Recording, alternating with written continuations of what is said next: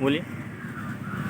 मैं नौरंग सिंह, उत्तर प्रदेश में श्रीनगर जिले में अहिरौली थाना में गांव का इस जगदीशपुर चौराहे पर अनशन पर बैठा हूँ। इस बात को लेके कि जुलाई 2019 से शुरुआत है और ये परेशानी ये है कि इसी जगह पर पीछे जो ज़मीन है वो हमारे गांव की बंजर ज़मीन है।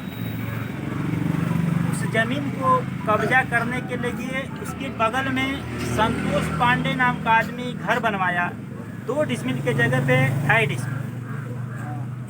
और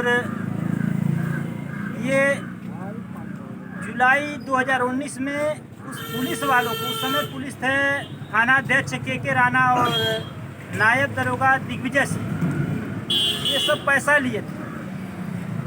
और जो गुमती है, इस गुमती को हटवाने के लिए उन पुलिस वालों का सहारा लेकर ये शुरू किया, तो यह गुमतियाँ ज़बरदस्ती हटवाने लगा। अब सोचने वाली बात यह है कि जो पीछे की ज़मीन है वो हमारे गांव की बंजर ज़मीन, तो उस बंजर ज़मीन में ये गरीब आदमी बसेरा करे वो ठीक है कि एक धनवान व्यक्ति के लिए दरवाज़ा खोल दिया जाए वो ठीक है। तो इन सारी बातों के लिए हमने उस समय जब पुलिस आई तो गुमती जब हटवाने लगी तो हमने तुरंत कुछ नहीं किया, बस रोड जाम करने लगा। और वो इसलिए कि हमारे पास ज़्यादा पूंजी नहीं कि हम ज़्यादा दूर तक किसी को पैसा दे के अपनी लड़ाई लड़ सकें, और ना ही कोई सोर्स है। तो उस समय जब सड़क जाम किया तो उस समय खूब आराम से बोलिए।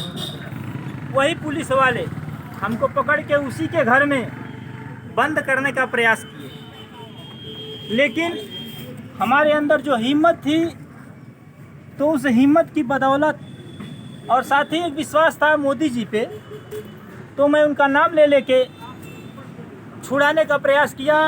और वह पुलिस वाले अंत तक थक गए और यहाँ से भाग गए। और मैं सड़क जाम किया और जो भी हमारे गांव क्षेत्र की जनता थी हमारा साथ दी उस समय, और एक दीवार चल गई, क्योंकि उस समय एसडीएम और विधायक रामानंद जी आए थे। तो इन लोगों ने कहा कि भाई दीवार चला लो, क्योंकि सब लोग परेशान थे कि भाई जब तक यह सामने कब्जा किया रहेगा तब तक हम लोगों के लिए परेशानी रहेगी। तो उस समय दीवार चल गई, सारे गांव वाले मिलके, गांव के प्रधान जी मिलके दीवार चला दिए। अब ठीक 1 महीना बाद 14 अगस्त 2019 की बात, मैं इसी जगह पे तिरंगे का सामान बेच रहा था, और उस समय जो थाना अध्यक्ष के राणा और नायब दरोगा दिग्विजय सिंह ये सब पैसा लिए थे। तो उस समय परेड करने के लिए आए, 14 अगस्त की बात है। तो परेड करने के लिए आए तो उस समय वह दरोगा हमसे पूछने लगा कि नौरंग तुम्हारी जमानत हो गई है, क्योंकि जो इसके पहले चक्का जाम किए थे तो उसमें 15 लोगों पे मुकदमा हुआ था। तो उसके लिए भी हम एसडीएम साहब के पास गए थे, तो उनको सब जानकारी थी। तो वो कहे कि भाई ठीक है, आप लोगों ने अगर कोई गलती नहीं है तो हम आप लोगों पे एक लिखित देंगे, आप लोगों का मुकदमा समाप्त हो जाएगा। तो उसी आश्वासन के तौर पे हम रुके थे। तो वही बात हम नायब दरोगा दिग्विजय सिंह से कहने लगे कि ऐसा है कि एसडीएम साहब इस तरह से कहे हैं, और इसी स्तर पे हम रुके हुए हैं। तब वो दरोगा कहने लगा कि नहीं तुम मानोगे नहीं, चलो साथ में। तो हमारे अंदर तब भी कोई डर नहीं था, क्योंकि हमने कोई बड़ा गुनाह नहीं किया था। तो हम उनके साथ में जाने लगे, और यहाँ की जो भी चौराहे की जनता है सब आँख से देख रही है। अभी हम दुकान बढ़ा के जाने वाले समय था, बस वो समझिए अंधेरा होने वाला था।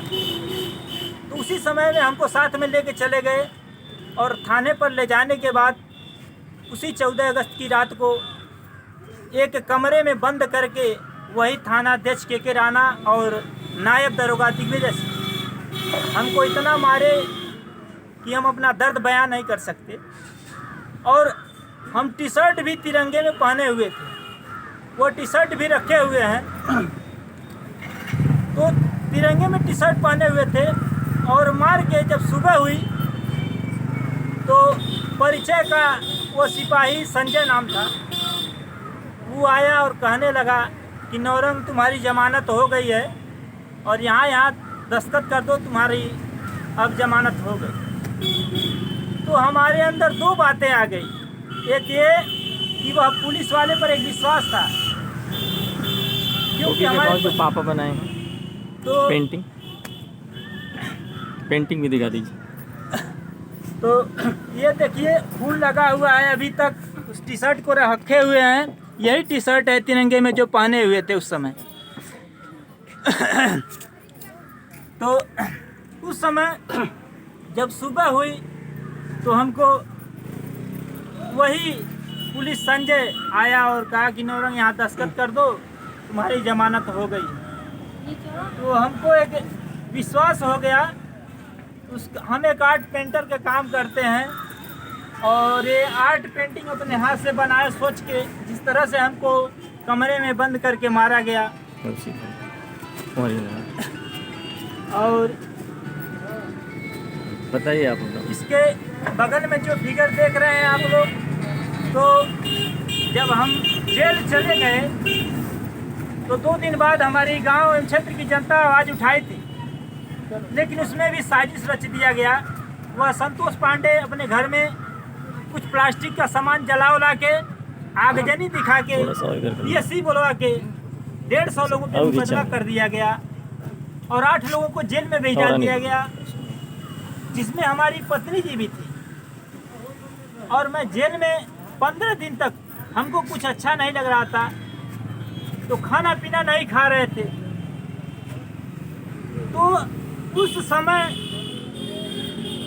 जब 15 अगस्त को जब हम दस्तखत कर दिए, तब हमको उस थाने में बाहर निकाल के और 2 पुलिस वाले इधर 2 पुलिस वाले इधर खड़ा करके फ़ोटो लिए सब।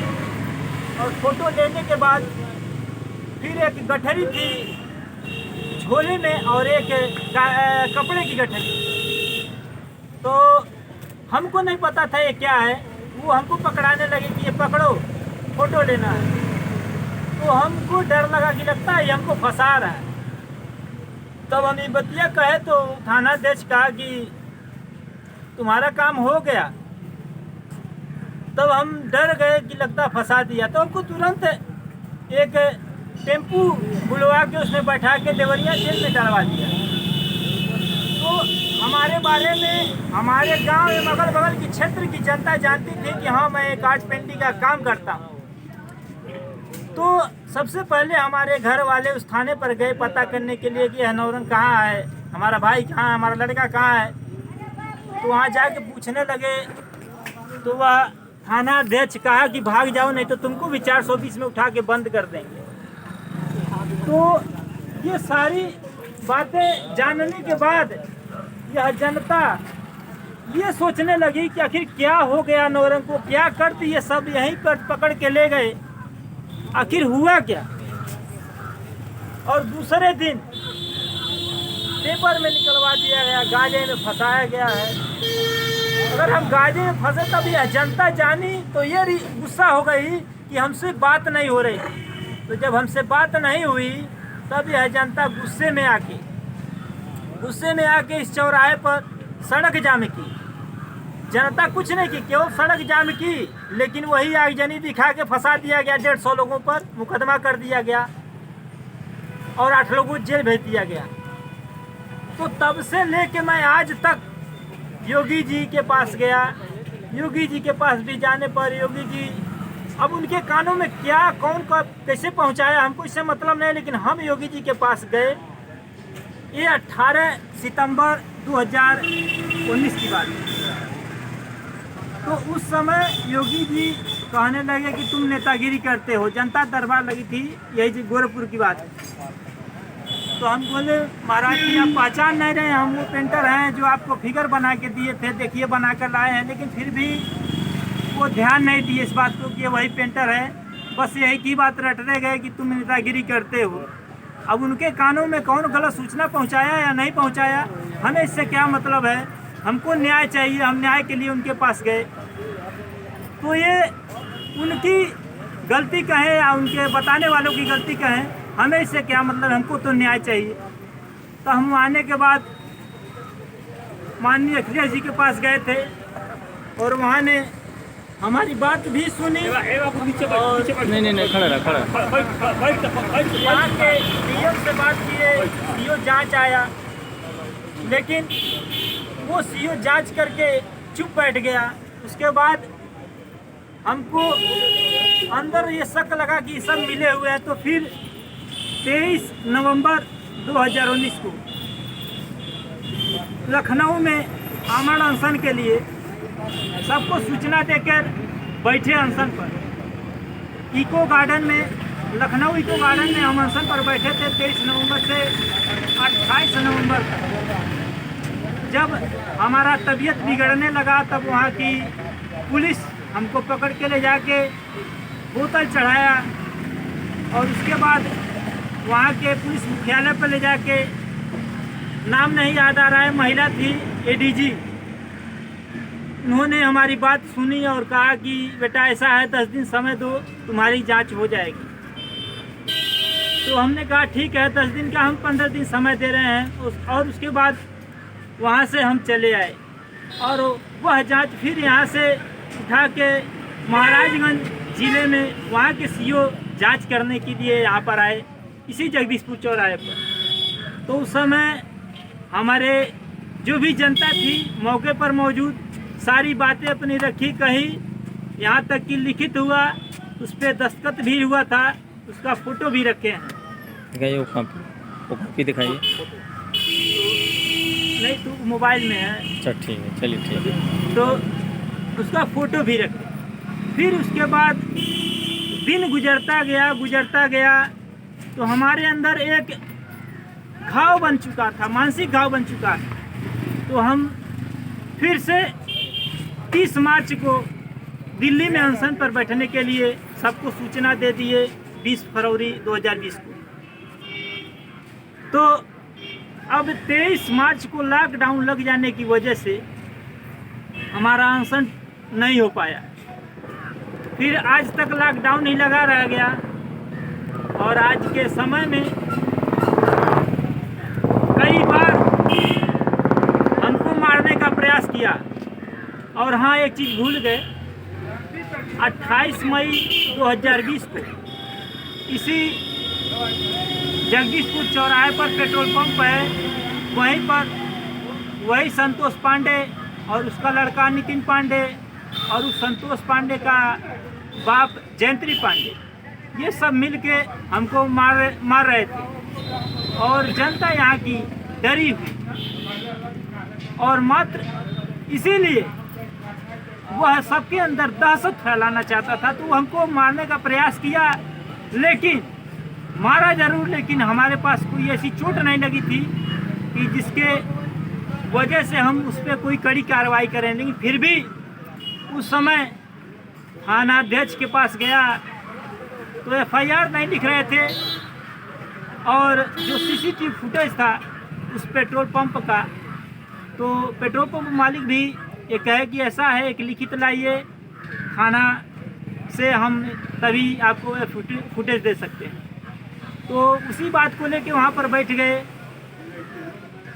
तो यह 29 मई, ठीक दूसरे दिन 29 मई 2020 को गए थे और वहाँ पे रात भर रहे उसी अहिरौली थाने पर। तो रात भर रहने के बावजूद भी नहीं सुने। उसके बाद सुबह हुई तो एक दरोगा परमात्मा नाम है, उसको भेजे कि जाओ फुटेज दे दो इसे।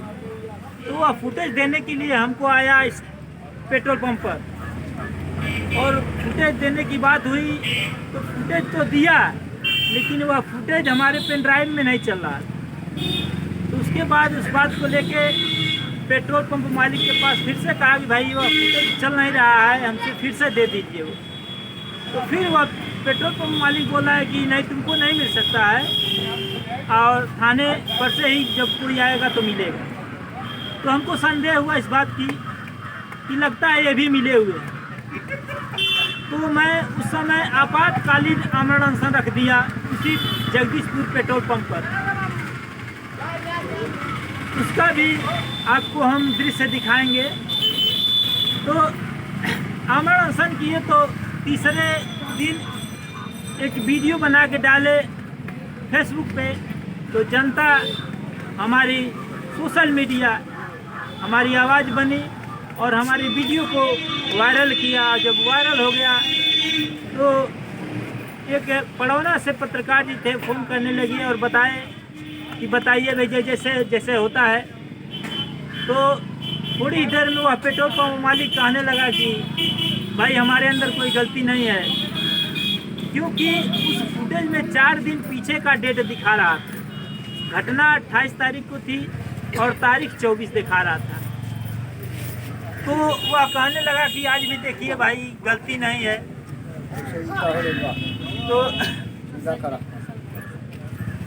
तो इस घटना के बारे में कहा कि भाई ये फुटेज हमारा पहले से 4 दिन पीछे दिखा रहा है। तो हम उसकी बात तो मान गए, लेकिन कहे कि ठीक है एक लिखित दे रहे हैं, इस पर अपना हस्ताक्षर कर दो और मुहर मार दो।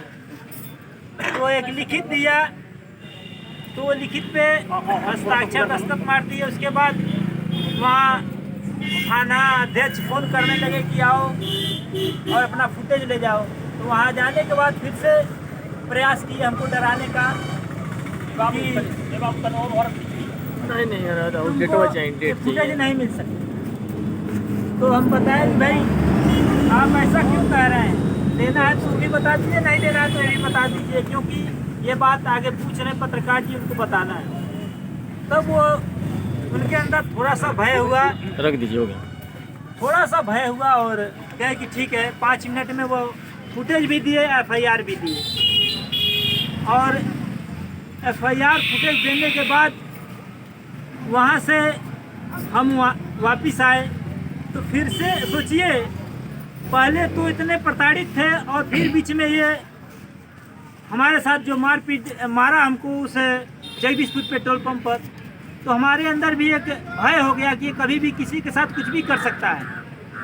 तो हम बार बार वीडियो बना के डाल रहे हैं कि अगर हमारी मौत किसी भी कारण हो जाती है तो इस संतोष पांडे और जयंती पांडे, नितिन पांडे और वो थाना अध्यक्ष के राणा और दिग्विजय सिंह नायब दरोगा, और इस समय जो थाना अध्यक्ष हैं अनिल कुमार जी, और एक दरोगा परमात्मा,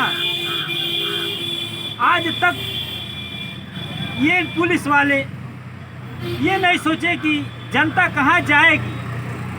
तो इस तरह से परेशान होते हुए अभी हम अब सोच ही रहे थे कि कभी जाएंगे दिल्ली में, इसके लिए आवाज़ उठाएंगे। और इसी 3 जनवरी 2021 को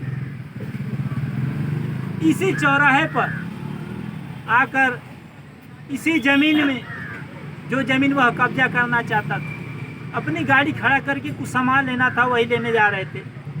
तो पहले से ही वह प्रोग्राम बनाए थे हमको मारने के लिए। तो अभी हम यहाँ से जाने वाले थे कि वहीं पे हमको अपने बंदूक से, उसके पास एक बंदूक है, अब नाम तो नहीं जानते हैं कि इस बंदूक का क्या नाम है, लेकिन वो अपनी बंदूक के पिछले वाले हिस्से से हमारे पैर पे इस तरह से प्रहार किया कि हमारा पैर वहीं पे टूट गया। और जब मेरा पैर टूट गया तो तुरंत हम वहीं गिर गए। और यह बात कहीं दूर की नहीं है, यही की है। और गिरने के बाद संतोष पांडे और उसका भाई घनश्याम पांडे ऊपर से मारने लगे, और जब मार लिए तो यहाँ से तुरंत भाग गए। अब तकलीफ की बात यह है कि पुलिस सहायता केंद्र यहीं से 200 मीटर दूरी पे है, और वह पुलिस यहाँ पर हम अपनी आवाज़ उठाते उठाते थक गए। घंटा बीत गया, कोई पुलिस वाला नहीं आया। फिर हम सड़क में घसकते गए और सड़क जाम किए, तब वह पुलिस वाले आए 2 घंटे बाद। और आने के बाद हमारे टूटे हुए पैर को उपचार के लिए भेजने के बजाय अपनी गाड़ी में बंद करके उसी अहिरौली थाने में ले जाके ज़मीन पे गिरा दिए। अब ज़मीन पे गिराने के बाद समय करीब 12 बजे से शाम 7 बज गई और जो हमारे परिवार के सदस्य थे, हमारे भाई साहब, माता जी, भाभी जी, हमारी औरत, इन सबको वह अनिल कुमार थाना अध्यक्ष सता रहा था।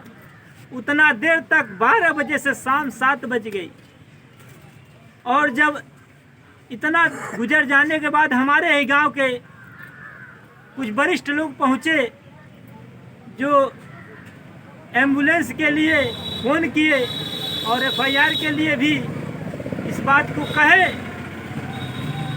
तब जाके एम्बुलेंस आई और लाद के हमको कप्तानगंज थाने में स्वास्थ्य केंद्र पे पहुंचाया गया और वहां पर हमारी मेडिकल हुई। तो पैर तो हमारा टूटा था, उसमें कोई संदेह ना था। तो उस समय जब हम वहां से रिफ़र हुए मेडिकल हमारा गए तो हमारे जो पैर एड़ी के ऊपर 2-3 इंच ऊपर से टूटा हुआ था। जो मोटी वाली हड्डी है वो एक जगह से टूट गई है और जो पीछे की पतली हड्डी वो 2 जगह से टूटी। एक्सरे में देख के डॉक्टर साहब यही रिपोर्ट बताए।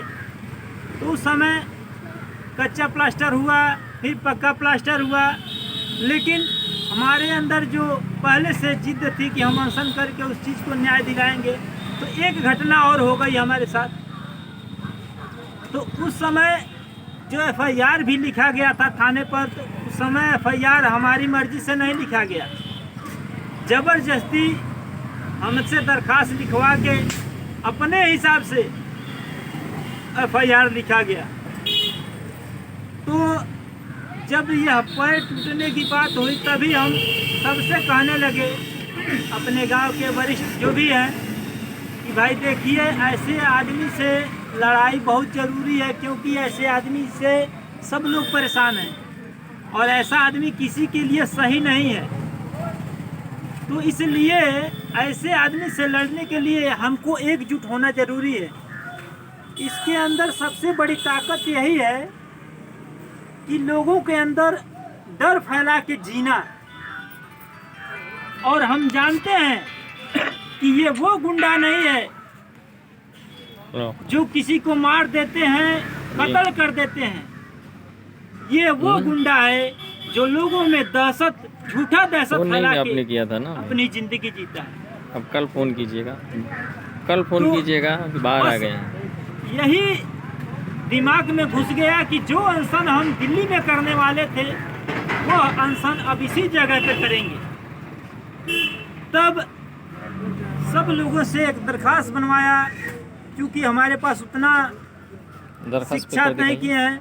दरखास्त हाँ, तो वो दरखास्त बनाए जो शुरू से लेके आज तक रिपोर्ट थी। तो वह दरखास्त बना, तो उस दरखास्त में इसी जगह पे थोड़ी दूर बाद 1 डिसमिल का 8 डिसमिल बनवाया हुआ है। इसके बारे में लेखपाल कानून को जानते हैं, लेकिन आज तक उस पर कोई कार्रवाई नहीं हुई। तो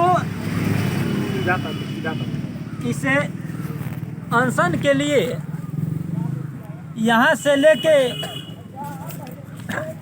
प्रधानमंत्री, राष्ट्रपति जी तक को पत्र दे दिया है इसके बारे में। अब यह अनशन तब तक चलाएंगे कि जब तक हमको न्याय नहीं मिल जाए। और आप लोग पैर तो हमारा टूटा हुआ देख ही रहे होंगे। तकलीफ इस बात की नहीं है कि हमारा पैर तोड़ दिया, तकलीफ इस बात की है कि आज हमारा पैर टूटा है, कल फिर दूसरे का पैर तोड़ेगा और कोई आवाज़ उठाने वाला नहीं मिलेगा। तो हम सब जनता से यह कहना चाहते हैं कि हम आपके लिए एक आवाज़ बनना चाहते हैं, तो हमारी आवाज़ बनिए। किसी भी मुसीबत में सबसे पहले मैं रहूँगा, और मुझे पता है कि सबसे बड़ी ताकत आप में है और हम में है। इस जनता में जो ताकत है वो ताकत किसी में नहीं है, क्योंकि हर सिस्टम का जड़ है जनता। इस जनता से ही सब कुछ पैदा होता है। मीडिया, पुलिस, जज, वकील कहीं अलग से नहीं आते, इसी जनता से पैदा होते हैं। तो यह है जनता एक जड़ है। तो आप अपने ताकत को पहचानिए और हमारी भावनाओं को समझिए। यह लड़ाई केवल हमारी नहीं है, ये हम सब की लड़ाई है, क्योंकि आज इस तरह के गुंडे को सजा नहीं मिलेगी तो कल फिर दूसरा गुंडा पैदा होगा। अगर यह लड़ाई में आपको जीत लेना है, अपनी ताकत दिखानी है, तो आप हमसे जुड़िए, हमारे पास आइए, हमारे दर्द को समझिए। अब सड़क जाम नहीं करना है, चुपचाप हमारे पास बैठिए। हम अन्न जल छोड़ के अनशन पर बैठे हैं, लेकिन आप हमारे हौसले को बढ़ाने के लिए हमारे पास आइए। हमारे लिए यही बहुत है। और आने वाले समय में अगर मैं जीवित रहा तो ऐसी बहुत सी लड़ाइयाँ लड़ने के लिए मैं हमेशा आगे खड़ा रहूँगा। जनता से कुछ कहना है आपको? जनता से बस एक ही बात कहना है कि आप लोग अपने अंदर दो बातें ध्यान दीजिए कि ऐसे आदमी से जो डर है, डर को निकाल के फेंक दीजिए, क्योंकि इसी डर का फायदा ऐसे गुंडे उठाते हैं। और दूसरी बात, जो आप लोग जात और धर्म के नाम पे नफरत करते हैं तो उस नफरत को भी मिटा दीजिए, क्योंकि ऐसी कोई जात, ऐसा कोई धर्म नहीं होगा जिसमें अच्छे और बुरे लोग नहीं होंगे। अगर हमारी बात आपको गलत लगे तो क्षमा कीजिएगा, अगर आपको सही लगती है तो हमारी बात को ध्यान दीजिएगा कि इन दोनों चीज़ को हटाइए, अपने अंदर के इस डर को हटाइए। ये झूठा डर है, ये झूठा डर फैलाया जा रहा है आपके अंदर, क्योंकि जब तक यह झूठा डर आपके अंदर रहेगा तब तक ऐसा गुंडा आपके ऊपर हमेशा किसी न किसी तरह से प्रताड़ित करता रहेगा, परेशान करता रहेगा। जिस तरह से आज हमारे साथ हुआ है, इसी तरह से फिर कल किसी के साथ हो सकता है। इसलिए यह अनशन किया हूँ कि मुझे पता है आप लोग हमारी बात को आगे बढ़ाएंगे, क्योंकि जितने भी हमारे मीडिया भाई हैं, सोशल मीडिया वाले भाई हैं, बहुत बड़ी ताकत आप में है, क्योंकि आपसे ही ये खबर वहाँ तक जाएगी, क्योंकि यहाँ वो मीडिया आने वाली नहीं है जो नेशनल तौर पे। तो सबसे बड़ी शुरुआत आप लोग ही हैं। आप ही लोग हमारी आवाज़ को, अपनी आवाज़ को भी उस हर जनता के पास पहुंचा सकते हैं, क्योंकि आज के समय में आप सब लोगों के पास कोई न कोई संपर्क में सोशल मीडिया से होंगे, और नहीं तो यह मोबाइल जो आप लोग चलाते हैं, तो यह मोबाइल के द्वारा भी हमारी बात आगे पहुंचा सकते हैं। तो जो भी आप महानुभाव हमारे इन बातों को सुनने के लिए आए हैं और जो भी हमारी यह बात है आगे पहुंचाएंगे, तो सबसे बड़े मीडिया हमारे लिए आप ही हैं। आपसे हाथ जोड़ के निवेदन है कि आप हमारी बात को हर उस जनता के पास पहुंचाएं, सरकार तक पहुंचाएं, ताकि सरकार इस बात को जाने कि आज के समय में ऐसे भी गुंडागर्दी चल रही है, ऐसे भी गुंडागर्दी हैं, अभी भी भ्रष्टाचार है। तो इस भ्रष्टाचार को खत्म करने के लिए एक कदम आपसे हाथ जोड़ के प्रार्थना है, इस खबर को आगे बढ़ाएं, ताकि हमारी बात और हमारी सारी जनता की बात सब जनता जान जाए कि हाँ, आज के समय में ऐसा भी हो रहा है। इसी के साथ आप सबका धन्यवाद।